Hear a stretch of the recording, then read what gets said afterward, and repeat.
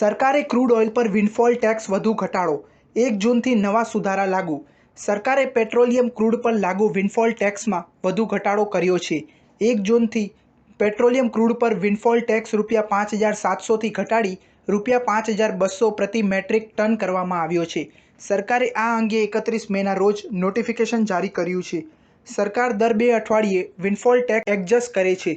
Diesel અને aviation fuel ટર્બાઇન્સના windfall ટેક્સમાં કોઈ ફેરફાર કરવામાં આવ્યો નથી.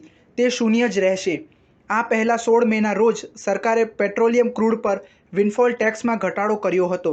તે ₹8,400 પ્રતિ મેટ્રિક ટનથી ઘટાડીને ₹5,700 કરવામાં આવ્યો હતો.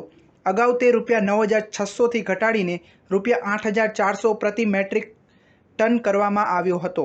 સરકારે જુલાઈ 2022માં ક્રૂડ ઓઇલના ઉત્પાદન અંગે ગેસોલિન, ડીઝલ અને ઉડ્ડયન ઇંધણ પર વિન્ડફોલ ટેક્સ લાદવાનું શરૂ કર્યું હતું. તેનો ઉદ્દેશ્ય ખાનગી રિફાઇનિંગ કંપનીનું સંચાલન કરવાનો હતો, જેઓ ભારતીય બજારમાં વેચવાને બદલે તેમના ઉત્પાદનોની નિકાસ કરીને ઉચ્ચ રિફાઇનિંગ માર્જિન કમાતા હોય છે.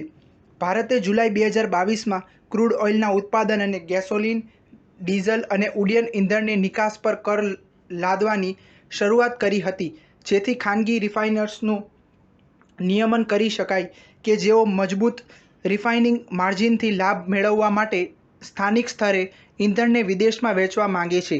સ્ટાર ન્યૂઝ 7 હંમેશા સચ્ચાઈની સાથે.